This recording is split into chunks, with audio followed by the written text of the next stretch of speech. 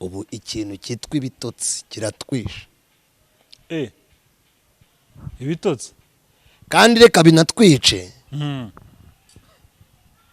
n'izo nsengero bazifunge byaturutse ku bitotsi nta kindi kitwishe mu murimo w'Imana ni ibitotsi twasinziririye mu murimo w'Imana kugera ku rwego umuntu asambanira ku ruhimbi agasambana iteka rero iyo abantu bamaze kuba abanyabyaha Imana kenshi ikoresha ababarusha ubushobozi kugira ngo Imana ibacishe bugufi yaba umuriro wa Pentecote bavuga ko babaziza amakimbirane yaba Benezeri bavuga ko babaziza amakimbirane uzi intambara ziri mu madini zitavugwa zidakorwaho iyo wibeshye ukavuga ahubwo baraguhagurukira abakozi b'Imana twarasinziriye abapasitoro bagiye muri politiki ntibayishoboye ntibanayirimo babaye donke ni ngo wafata agatogo ntago bari buze kuvuga ibyo iby'Imana ishaka rero ibi bitotsi bitumariye abantu ibi bitotsi byamaze abashumba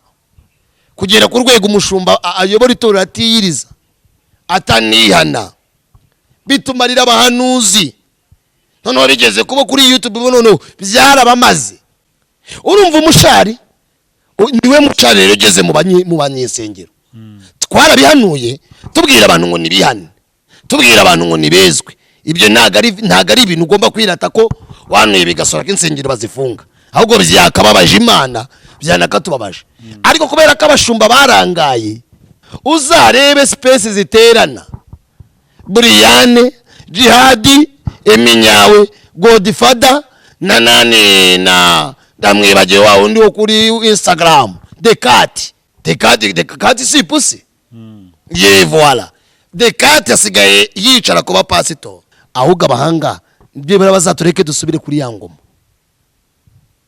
ingoma nta rusaku rwari rurimo twarakavuza gatukuzura n'umwuka we ibya piano n'abantu bakihana n'ingoma buzishyira urusaku gusa nyine ruriye n'urusaku uribuka ikiganiro twiye dukora nkubwira message Imana yambwiye imbwira ko mu nsengero arimo siporo umushumba uva muri bakabeyura amagutiya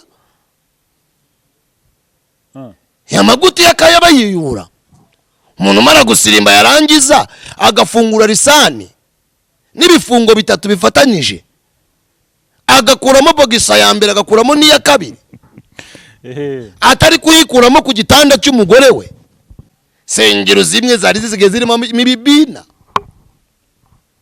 ibibina ikanisa basigaye amakanisa dusezeramo imirambo amakanisa tugenda tugakoramo amafeta amaresebusiyo ntago wakirahera reka rero Imana yagira hera uba abantu baragonnye kugera ku rwego umuntu akubwira atagakiza ni mu mutima umuntu akagona agasinzira agafurura Imana ikava muri we ayisengera eshatu mu kagari kamwe nta rusengero rujyanye n'icyerekezo wajya kureba ugasanga uwo mushumba agenda muri vewiti umuvuga butumwa bwiza munyihanganire ndabivuze zikamwaho zitanye ntabwo kantu rushyizemo ntagari urumva uwo muntu ari umushumba ashumbye ihene tujuje ibisabwa kandi mwapfuye mute umuntu akaririmba ariko ijipa akabeyura avuye muri 3 jours uranyumva neza ni gute umuntu agenda muri vewiti urusengero rwiwe bakamufungira tujye tuganira sibyo nk'abakirisito koko nimba ibi bintu tuvuga Imana izabitubaza urambaza ngo ibyo bisomye nabisomye ko Sawuli yamaze imyaka 38 yayimaze Imana akabyiza imyaka 2 yonyine ni Imana yamubonyeho si igitangaza ko umuntu yagira torero isika mwizera tukamwemera umukozi w'Imana mwijuru bakavuga atagenda we naraguciye kera benshi nibicibwa nubwo mubabona insengero nituzuzuyemo uzikintu gitumye tuzirimo nyikubwire ninginge enye zatumye abantu barimbukira mu madini.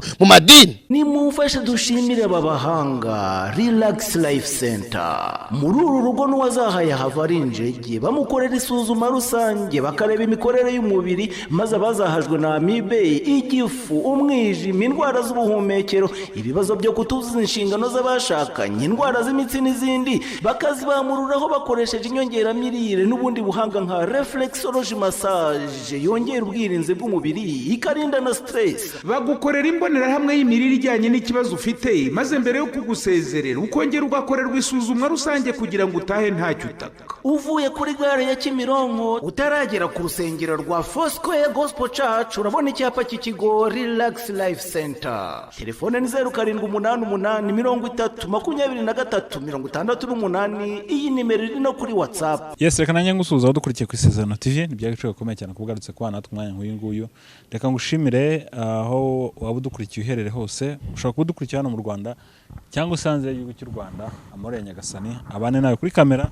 Ndi kumwe na Adrien Bavugirije. Nishimiye kongera kubana nawe Adrien. Murakoze cyane vo. Namahoro. Namahoro turashima Imana. Imana ishimwe. Manzu turagize Imana. Urakoze mwami kubw'umwanya mwiza uduhaye kugira ngo tuvuge ibyawe. Amen. Shyigikira umuntu wese dukurikiranye yuzura umwuka wera. Amen. Ubwami bwawe buze muri twebwe. Tuvuge ibyungura umukumbi wawe kandi tuvuge ibihembo itorero ryawe. Mwuka wera w'Imana akora ibyo yagambiriye muri twebwe mu izina rya Kristo. Amen. Amen. Adrien, mu minsi ishize rero havuzwe ikintu cy'ifungwa ry'insengero. Ejo nibwo nabonye inkuru numvira ntangaje. Ni inkuru naraye mbonye ku gihe igihe.com ivuga ko amaze gufungwa insengero zisaga 8,000. Insengero zisaga 8,000 kandi hamaze kugenzurwa 13,000. No kuvuga ko insengero 59% nizo zamaze gufungwa kubera kutuzuza ibisabwa. Iyo nkuru nayibonye numva isa nkaho intangaje cyane, ariko akavuga ko hari n'insengero zafunzwe burundu, harimo urwitwa umuro wa Pentecote n'undi rwitwa Ebenezer. Ibi bintu bisobanuye iki kuri wowe? Hano hari ijambo naguha. Riri mu gitabo cy'Itangiriro ibice byaho 15. Ugasomere nko ku murongo 8. Haravuga ngo aramusubiza ati mwana, aramubaza ati mwana, mwami Uwiteka, icyamenyesha yuko nzakiragwa n'iki? Aramusubiza ati enda iriza y'inka imaze imyaka 3 ivutse, n'ibuguma y'ihene imaze imyaka 3, n'imfizi y'intama imaze imyaka 3, n'intungura imwe, n'icyana cy'inuma. Murongo w'10. maze yenda ibyo byose abicamo kabiri, arabyerekeranya keretse za nyoni nizo atagabanije. Murongo wa 11. inkongoro zagwaga ku mirambo, Aburahamu akazigurutsa. Murongo wa 12. ku kirengarenga Aburahamu asinzira ubuticura, ubwoba butewe n'umwijima w'icuraburindi buramufata. Uwiteka abwira Aburahamu ati menya neza yuko urubyaro rwawe ruzaba abashyitsi mu gihugu kitari icyabo, bazakorera abaho, nabo bazababaza imyaka 400. Amen. Naho ruzingiye. Ubu ikintu cyitwa ibitotsi kiratwisha. Ibitotsi kandi reka binatwice. N'izo nsengero bazifunge byaturutse ku bitotsi. Ibitotsi abashumba wagira ngo barabaroze. Paulo yandikiye abagalatiya arababwira ngo mbe bagalatiya b'abapfapfa, ninde muntu wigeze ubaruga ko mwatangije iby'umwuka mukaba muherutse iby'umubiri? Ninde muntu wigeze ubaruga? gusinzira rero bijya biteza bamwe umuraba, na bamwe mu bitirirwa izina ry'Uwiteka bakagirwaho umugayo ndetse n'urubanza biturutse ku bashumba basinziririye ku gitambo. Imana ibwiye Aburahamu, iramubwiye ngo yari akitwa Aburahamu, yego nzaguha igihugu cy'amasezerano kizaba kimeze neza, byose iramubwira. Undi ati niki cyabimbwira? Imana imusezeranije ntayibajije, nta nubwo yayisa, ntabwo Imana yamusabye appointment ngo bahure, niyo yonyine ibishatse. Aburahamu ati niki cyabinyemeza? Ati reka ubu dufite abantu Imana igibwira bakayisubiza ikoco nk'iryo Kayini yasubije Imana. Imana ibajije Kayini ati Abeli murumuna wawe ari? Undi ati ndumbaza se Abeli murumuna wanjye, ngende umurinzi wa murumuna wanjye. Abwira Imana ikoco. Uyu nawe ati Imana iramuga ati none endiriza yinka. Ati wende ikimasa, wende ni hene, nangiza wende n'intama ucagaguremo kabiri unambire igitambo. Aburahamu ngo ari gutamba ngo ibitotsi biramufata. Nta kindi kitwishe mu murimo w'Imana, ni ibitotsi twasinziririye mu murimo w'Imana, kugera ku rwego umuntu asambanira ku ruhimbi agasambana. Iteka rero iyo abantu bamaze kuba abanyabyaha, Imana kenshi ikoresha ababarusha ubushobozi kugira ngo Imana ibacishe bugufi. Yaba umuriro wa Pentecote bavuga ko babaziza amakimbirane, yaba Benezeri bavuga ko babaziza amakimbirane, sibyo bavuga? Memo bariya ngiye sinanabatindaho, niba nabo byageze ku kabarore. Uzi intambara ziri mu madini zitavugwa zidakorwaho. Iyo wibeshye ukavuga ahubwo baraguhagurukira. Ibi rero ngiye mbibonamo ikintu cyitwa gusinzira. Abakozi b'Imana twarasinziriye. Abapasitoro bagiye muri politiki ntibayishoboye, ntibanayirimo, babaye donge ngo wafata gatogo. Abandi baba basambanyi, abandi baba abanywi b'inzoga. Urebye ku mpuzandengo abitwa ko ari abakozi b'Imana n'abahanuzi n'abapasitoro, imbuto bera n'ibyaha binjiza, ibyinjira cyane n'ibyaha kurenza ubutumwa buvugwa. Ugahita wibaza, ese uyu ni umurimo w'Imana? Ni ibya Kristo Yesu? Ibyo bavuga babyigiye kwande? Tugasanga biri orsije ya misiyo ya Kristo n'iki Imana yaduhamagariye. Imana iduhamagara dushaka inyungu. Ubu nturebe intambara igiye kuba n'ibintu biri mu bantu cyangwa amateka agiye kuza, ni amatiku y'abapasitoro basigaranye insengero n'abapasitoro bafungiye insengero. Bamwe bagiye kuvuga bati uramangaye nge ngo usenge, bazikodera ati zange zuzuje ibisabwa, sibyo? Nawe yamuhe, namara kuyamuha atangira yakuri muki mu ntama. Intama zirangije zirwara iki? Inzara zice. Iyo ureba abakristo ukabonamo amafaranga, ntubabonemo abana abagenzi bajya mu ijoro, ntubabwiriza ubutumwa bwiza, ahubwo babwiriza ibintu biri buze gutuma baguha iki? Baguha amaturo, baguha icyo uri gusaba. Ntabwo bari buze kuvuga ibyo iby'Imana ishaka. Rero ibi bitotsi bitumariye abantu, ibi bitotsi byamaze abashumba kugera ku rwego umushumba ayobora itorero atiyiriza, atanihana. Bitumarira abahanuzi, noneho bigeze kuba kuri YouTube, noneho byarabamaze. Izi contact mudushyiriraho ngo baduhamagarezo, Yesu we ni nk'ukuzimu kugenda. Iyo umuntu aguhamagaye ntumubonamo nk'umwana w'Imana, aho garabanza maze ngo ufite ituro. Ibyo ni ibitotsi. Iyo ibitotsi byaje, inkongoro zirona, zona igitambo.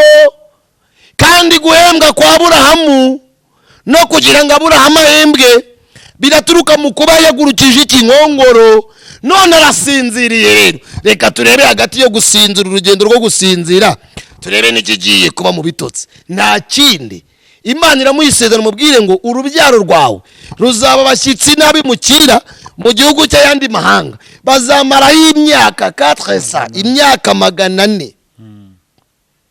Urumva umushari niwe mushari rero ugeze mu banyesengero.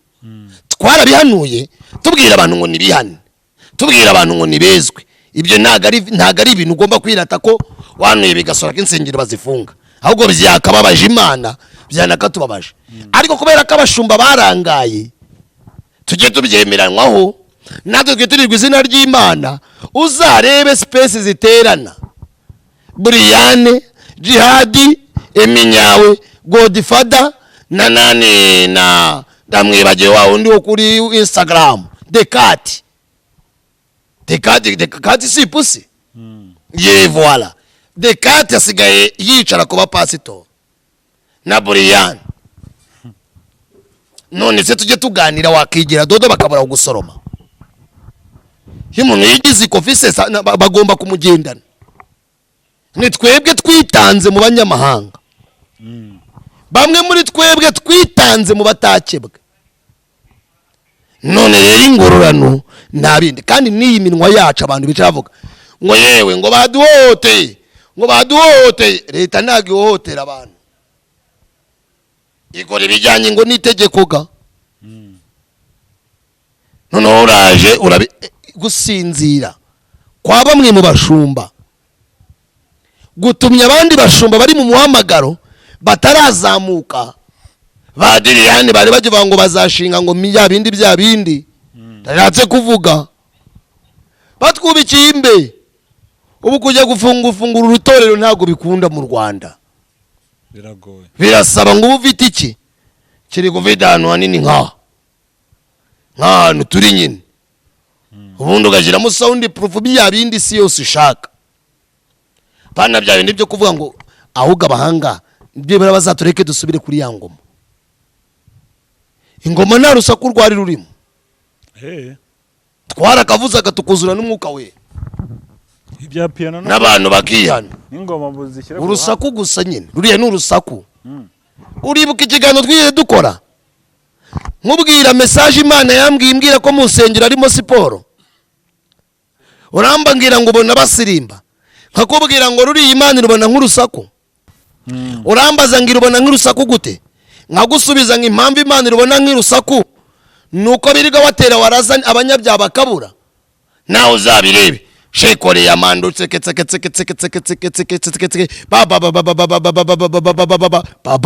nk'umwana ese bareke kuvuga indimi. Umushumba uva muri bakabeyura amagutiya, ya magutiya kayabayiyura. Umuntu mara gusirimba yarangiza agafungura risani n'ibifungo 3 bifatanyije, agakuramo bogisa ya mbere agakuramo n'iya kabiri, atari kuyikuramo ku gitanda cy'umugore we. Yarangiza ngo my gosh ngo Imana ishimwe, haleluya. Abo niho rero twajyaga tuganira, adano arimo abasambanyi tana arimo abasambanyi ati quiet, keep silence please, timwiteza abantu rozorudere. Iyo rero umwuka abantu bawimuye tugasigarana icyuka, Imana ireka ibintu bikagenda. None se tuvuge ko insengero zasigaye ari zujuje umwuka wera, zujuje ibisabwa ariko nizujuje umwuka wera. Allo zujuje ibisabwa amabwiriza ajyanye n'igihe tugezemo, ariko mu mwuka urebeye mu mwuka ushobora gusanga ari ingunguru yirangira. Ariko naho umwuka wahabonekamo nuko tutari gukora research cyangwa ngo dutokinga abantu, ariko tugiye tukazanisha ukambwira ati mbwira ushobora gusanga ari cyokere gusa gihari. None se bareke abantu bakore mu kajagari ngo kugira ngo umwuka we. Ngeze ndarwanya leta kandi nkubwira ko abashumba basinziriye ku gitambo, inkongoro zikona. Ugeze ubana se Nyabarongo umuntu imwizanira, ugiye kwiyahura muri Nyabarongo yagushahura, ariko ntage kwizanira. Voilà, ni twebwe twiteje isi. ubusinzirizi n'ibitotsi no kuguna bya bamwe muri twebwe tubwiriza, kandi uzabireba. Ubu none wagiye gukurikiraho YouTube, ama YouTube yose uzabireba. Imana izarinde n'indi kuvugiraho. Amen. Izayirinde rata. Amen. Ntago ari byo. Abantu barasinziriye barakabya kugera ku rwego umurenge wica umuntu akayobora urusengero ati ngiye n'umuryango wanjye. Sengero zimwe zari zisigaye zirimo imibibina. Ibibina mu rusengero basigaye bakora congratulation. Ikanisa basigaye amakanisa dusezeramo imirambo, amakanisa tugenda tugakoramo amafeta, amaresebusiyo. Ntago hakirahera. Reka rero Imana yagira hera. Sibyo se? Nigeze nawe ubukwe bw'umuntu mbona baramusezeranyije. Kuko uruhimba aramusoma kabisa, amukubita ikibizo. Kuruhimbi? Iyi minwa abantu bazigajya ngo tuyobewe ko ibyo bintu basona banyuko babikora. Hako musigaye mubikora kuko abarore. Ngo muri abakirisito. Nurangiza ngo Imana iricara ngo ituze kwande. Aburahamu asinzirira ku gitambo. Imana iramubwiye ngo genda untambire igitambo. Imana yagiye aba bashumba amaviziyo y'insengero, ibahaye icyo bita kondisiyo. Barangije rero barasinzira, baragona, batangira kuvuga ko Imana yavuze itavuze. Hamwe batangira kuvuma abahanuzi, abahanuzi nabo batangira kuba ibikuke. Ubu zareba abantu bagiye kugwa. Si bitotsi ndiho? Agiye kugushwa no si ibitotsi. Nuko insengero ibi bitotsi byuka amadini afunze uzabireba.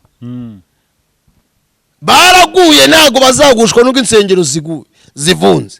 Baraguye ahubwo bari bihishe mu nsengero tugira ngo ni bazimu. Tugiye kubabona. Ariko ngo kubera ko Yakobo yanditse ko ahirwa uyanganira imugerageza, namara kwemerwa zambika ikamba ry'iki ry'ubugingo. Umuntu rero yihangana abonye bituma yihangana. Iyo bitaraza rero ntabyo. Ubu tubonye igipima agakiza kacu. Aho kuruzengera zigaterana imidugudu 5. Mu ruzengero bati ni isaha n'iminota 30. Ni isaha ubu ngubu rwose. Urakoze cyane. Nta kuyirenza. Aho rero ntago wabari umwuka. Ibyo ni ibyitwa umubiri. Nkuko twakoresha inama. Ntago bari amasengesho. Nase tubyite iteraniro se? Inama. Ni inama none se urumva ari iteraniro? Cyokora birarenze. Isaha imwe n'igice. Uranyumva? Iteraniro ijambo ni iminota 30. Kandi bibaze. Uranyumva neza? Nta kubirenza. Hetse kubona gahunda. Tugiye kuba abazungu. Ngo ni saa 5 kujya saa 6 n'igice. Saa 6 n'igice kandi hakaba hagezemo abana. Hakabagezemo irinde. Saa 6 n'igice nabwo mukamuvuyemo agiye mirinde. Nta n'iminota 5 irimo yo kugira hoya. Urakoze. No kwinjira none zibyo turabyita umwuka. Babyiteranjoma y'idini. Ahubwo umubiri ugiye gukura cyane. Uranyumva? Ibyo rero ni ibitotsi. Biriya byarutwa nuko bahuza imidugudu ati runaka na kanaka tuwusenyeye muri uyu. Ariko kubera ko dutura ntibyakunda. Buri toro rigomba kugira ubuzima gatozi. Erega si ishyaka ry'ubutumwa, ni ishyaka ry'amaturo. Tujye tubwiza abantu kure. Yes. Oya nawe. Bangaye masampo byena numejo ningene yimeza abantu. Bangaye bafite ishyaka ry'ubutumwa. Ntabagiye hari se? Ya baba. Barahari. Uko mvuze ko badari nanjye naba ndarimo. Barahari bake. Ariko abenshi 70% kirasi kutumba mbere. Ariko biri kose aracyari 7 bitarapfukamira bari. Abo ngabo ni bake. Kandi abo ngabo nta nugo bari muri izo ngizo ubona. Ushobora gusanga abo ngabo bari muri za zindi zafunzwe. Erega tegereza ku bwinshi bw'abantu. Wigeze subona urusaku rw'ibikeri rubuza abavomye kuvoma. Kuvuga ko urusengero rwuzuye abantu nicyo kigaragaza ko mwuka wera arimo. hoya urakoze cyane. ntaho bihuriye. Umwuka wera aba mu muntu, ntabwo umwuka wera aba mu idini. Ni igihe cyo kugira ngo dupimwe. Daniyeli yaranditse arabanga, ariko muri icyo gihe abantu bazaba bazi Imana yabo bazakomera. Nibamara gukomera bakora iby'ubutwari. Haleluya. Amen. Ni igihe cyo kugira ngo twebwe dukore iby'ubutwari. Ni igihe cyo kugira ngo umuntu agirane relationship n'Imana, agirane amakuru na Kristo ku giti cye, yongere yuzure umwuka wera ku giti cye. Ubwo ushobora gusanga aho uri kuregera, uri kuregera. Rero ntabwo ntuze kumbwira ngo nerenjoma ngo kugira ngo basenge ngo umwuka we yada, ni ukugira ngo twebwe dushaka amaturo. Wewe wigeze ubona iterano ritagira amaturo? Ribaho se? Nibature si ikibazo. Gutura simba irwanya, ahubwo baduhaye iki? Ijambo. Njewe baduhaye ijambo ryo kwihana, batubwiye iby'ubugingo. Erega ujye utegereza akantu hose hahoze inzu abitongo. Ntibizagutunga rero nubona umuntu atuye mu matongo yo mu mwuka ugire ngo ari mu mwuka. Si igitangaza ko umuntu yabwiriza atuye mu matongo. Si igitangaza ko umuntu yagira mega church, sengero rinini cyane ririmo afite nk'ibihumbi 4 by'abakristo, ariko atuye mu matongo. Ikigereranyo cya mwuka wera kigaragarira ku mbuto. Aburahamu aragenda arasinzira. Budufite abantu bari baragone ku ruhimbi baragenda barusuraguriraho, baragenda barurogeraho, bakarogera mu magaburo, Uwiteka kabihaga. Dufite abashumba bari bashumbye ihene, ntiteranya batamvugaho batanegura. Hoya bitagenda bite, sinya uriya nuwo kwa runaka, nuwo kwa bosi, nuwo kwa kanaka. Inarije umwuka wo kwiyumva, hatarimo presence y'Imana. Hari ibintu by'icyokere gusa. Imana abantu baragenda bayikura muri bo. Imana itugirire neza. Amen. Aburahamu asinzira ku gitambo nk'icyo abantu mwasinziririyeho. Uba abantu baragonnye kugera ku rwego umuntu akubwira atagakiza ni mu mutima. Umuntu akagona agasinzira agafurura, Imana ikava muri we, ibya Kristo Yesu bikava muri we. Ariko nsoma irindi jambo rirambwira ngo ubwami bw'Imana si ubw'amagambo, rirambwira ngo ubwami bw'Imana ni ubw'imbaraga. Bible ikambwira ngo yereka ubwa Yohana Umubatiza ubwami bw'Imana buratwaranirwa, intwarane zibugishamo imbaraga. Ni igihe cyo kugira ngo dutwarane, abazi Imana yabo bakomere. Igihe kirageze kugira ngo umugabo bita Aburahamu agurutse inkongoro. Amen. Inkongoro ni ibi bintu nyine biri gutuma insengero zifungwa. Imibabaro yacu tuyihindura iminezero. Twe kumva ko leta tugirira nabi. Hoya iri mukuri. Ayisengero 3 mu kagari kamwe, nta rusengero ujyanye n'icyerekezo. Wajya kureba ugasanga uwo mushumba agenda muri vewite, umuvuga butumwa bwiza munyihanganire. Ndabivuze zikamwaho zitanye. Ntabwo kantu rushyizemo ntagari. Gusa urumva uwo muntu ari umushumba, ashumbye ihene. Tujuje ibisabwa kandi umushumba agenda muri vewite. Vewite igura miliyoni 80. Niko nje numva bavuga ngiye nta n'igitogotogo ngira. Uranyumva neza? Miliyoni 80 hari mu rusengero rwa Hatari. Ugaderanya nazayo nizo tukazigurisha ibibanza, ukubaka mu rusengero rwajyamo nk'ibihumbi 3. Ariko ubwo narwubaka nawe ajya turisha. Voilà. None ze umukozi wese akwiriye ibihembo bagomba gutura. Ariko se babahaye ijambo. Sugira ngo ndwanya amaturo, ahubwo ndwanya ibisuma. Mu bintu bimbabaza nuko abakozi b'Imana ibyo bakariye intumbi arizo zibirye. Zapfuye mu mwuka. Kubera ko nibacyokere nibabikabyo, dufite abantu bazi gukomveka. No muri sosiyete turabafite bazi kuvuga. Yajya mu bukwe yagusabira ukavuga ati nabonye kanaka zinajya gusaba umugeni. kuko uzi kazi kubiryoshye. dufite n'undi useka bati ni ukuri ati yaje ye ryasine rya rugondo yagererererere akazivugira abatahira kabati namubonye n'ibyavamo. dufite n'abantu rero bazi kuryoshya ijambo ariko ritaryoshye muri bo we ridatuye muri bo, kubera ko nk'uwo muntu usaba emusi we musinga agiye muri Bibiliya hayaya ntabwo ujye wumva se bazishyiramo Bibiliya kandi ari kunywa biyeri yasinze yahonotse. none ubona abantu bahonotse, si igitangaza ko babona pasiteri w'imponoke wahonotse. hari umumeni, hari umubingwa, hari umujyama. mwapfuye mute? umuntu akaririmba ariko ijipo akabeyura avuye muri 3 jours. uranyumva neza? ni gute umuntu agenda muri V8 urusengero rwiwe bakamufungira? tujye tuganira, sibyo nk'abakirisito koko nimba ibi bintu tuvuga Imana izabitubaza. kandi akunda umurimo w'Imana, kandi bambara kora ivuga ngo ujye umena ibanga mbere yo kugira ngo bakore ku ntama bazabanze bakuniga ari wowe.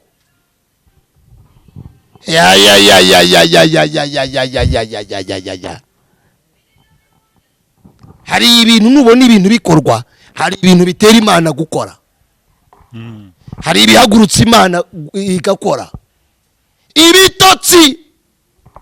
ibitotsi biratuma abantu basinzira bakagona, Imana bakayimura, ibya Kristo Yesu bakabivana mu mitima,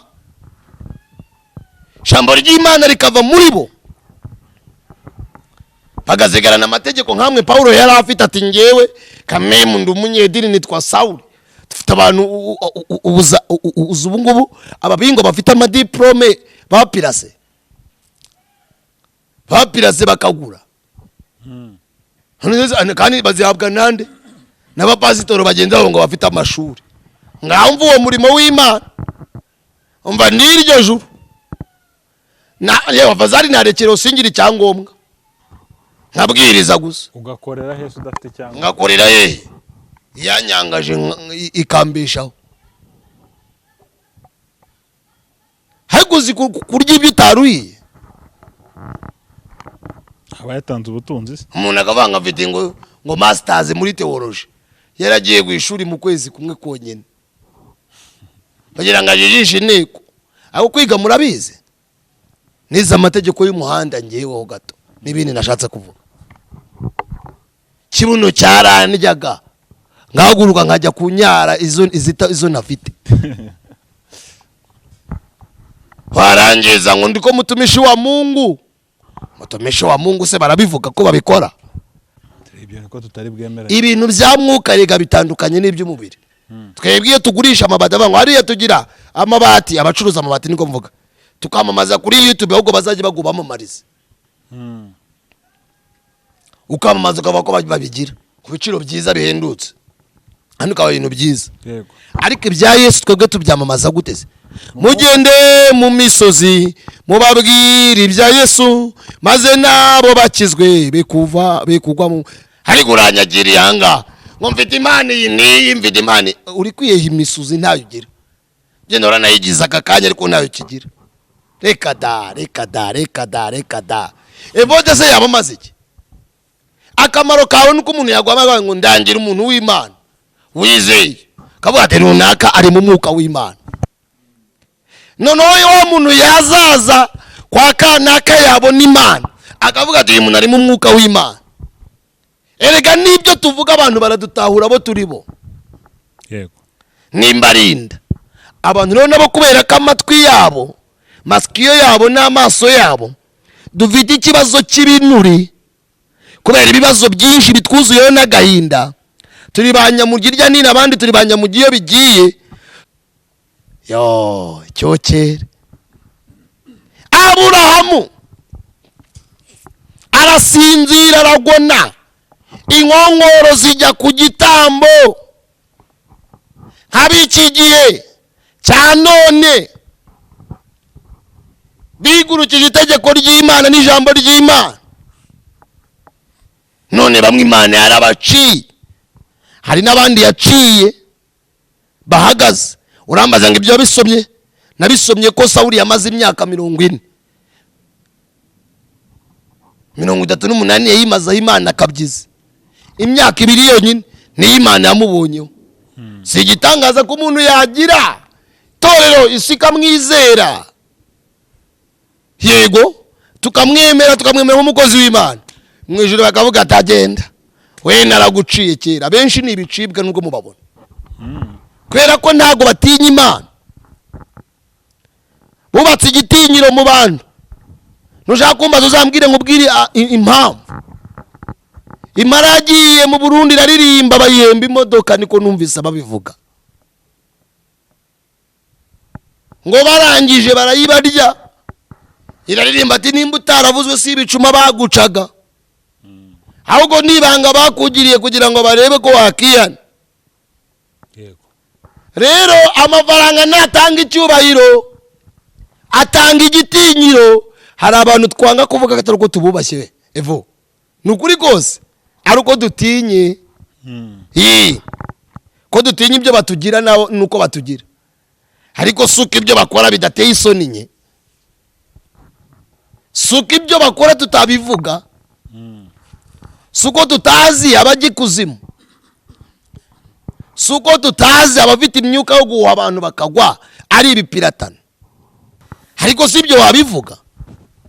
Kwandese igipimo cyamwe ko kidakoreshwa ngo reka turebe ngo ngiribuye ngo ni original cyangwa ni pirate, ko nta muntu bipimisha mubiri ko bipimwa n'umwuka, kandi abinanga bakaba nta mwuka wera bagira. Abo muri iki gihe cya none uragenda uvuge ko ahita kubwira ati uri kumarabikira izina, bagufunga amategeko arakurikiranwa. Gusebya umuntu muki mu ruhame niyo ngingo bagushyiraho, yarepa iti gufata rero. Aho ugahita ugenda ukajya mu buroko, ariko se bikuyeho ukuri.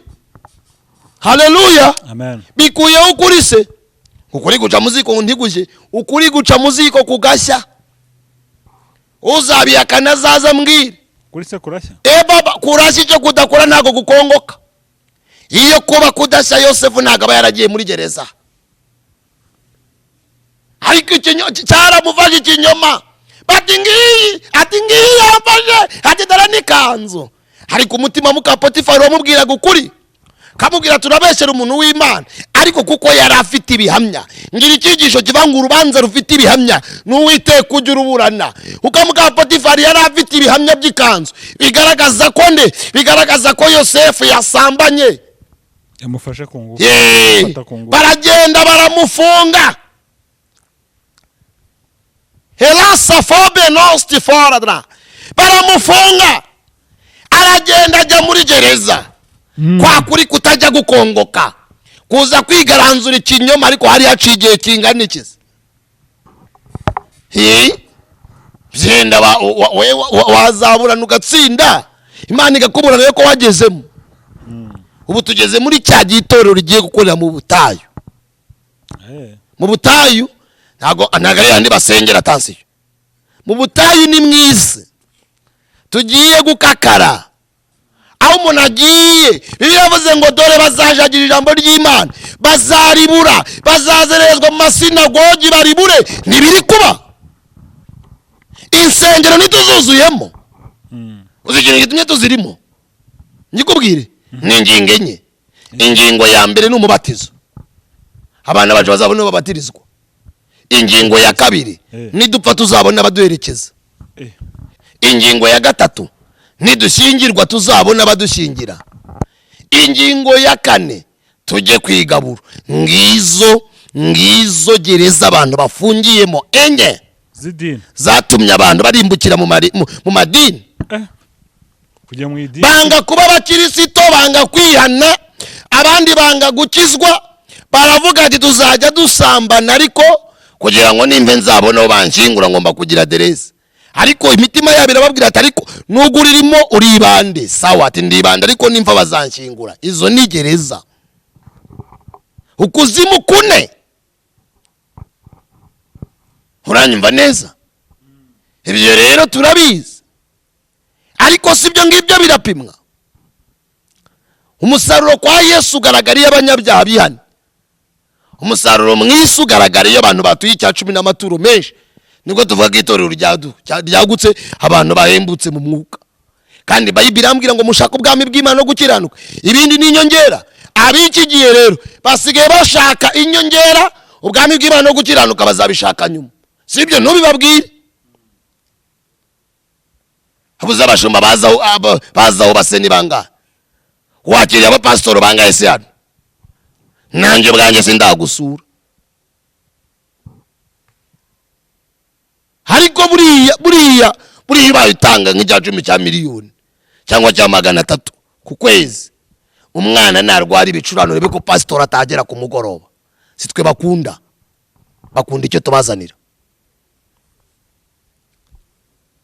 Allo abadbenodi koto sofedra, ntago abantu badukunda.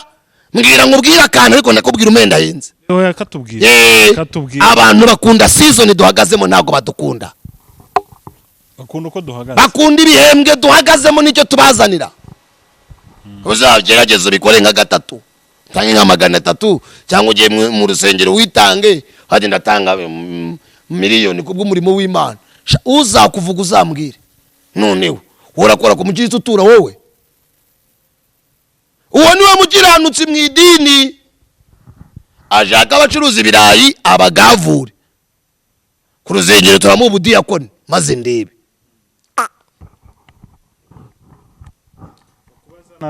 Iri beno icyo ni ikibazo cyo gusinzirira ku bitambo. Ibitambo inkongoro z'ibyani bazigurutse, Imana bakayimura muri bo, abantu bagatunga ibisana gakiza, ariko bazabona ishyano. Abababwira ko amahoro hari ntayahari, abababwira ibyiza ntabihari, abasezeranya imigisha ntayo mukwiye, ababwira ko Imana batabaye nta butabazi mukwiye, ababwira ko muzabona ubugingo, muri abana bo gupfa, muri abana bo kurimbuka, bazabona ishyano. Nasomye ijambo rirambwira ngo mbese Kristo ahuriye na Gereyadi, mucyo n'umwijima byahurira he? Urwandiko rwa ibyakozwe n'intumwa ngo ndahamya ko bafite ishyaka, ariko iryo shyaka niriva mu bwenge, ngo basuzuguye gukiranuka kw'Imana, ngo biremera gukiranuka kwabo. Ameze nk'umugabo umwe babandi bita ba Elifaze na ba Biludadi na ba Zofari. Babwiye yo batumugiranutse w'Imana ntiyageragezwa. Nizo nyigisho turimo. Ariko umuririmbyi yambwiye ngo umwami Yesu ankunda ndamahoro, no hazi ibyago byose ndamahoro, bivuze ngo ibyago birahari.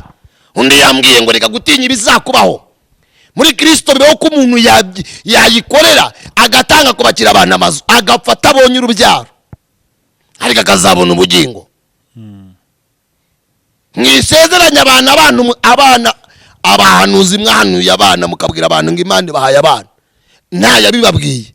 Rimwe na rimwe wajya mwira ugasanga umuntu babwiye umwana we arabizi neza ko nta mwana afite, yarasambanye, amaze gusambana arabihaga, ageze kubihaga bajya kwa muganga bamukuramo matirisi, arabizi neza, ahuye na Kande, ahuye na ka Suzana ariya hirya, cyangwa na ka Siboniyo, Roti baramubengutse, hari muri korali ari guhogoza ho amfisiye yego afite urusaku, bati nabonye Mana uriya muti. Ubu dufite abantu barongoye amajwi batigeze barongora abagore,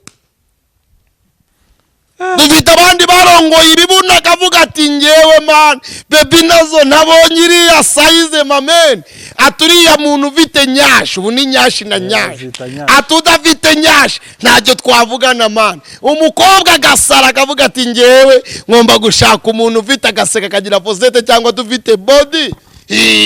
Uranyumva neza?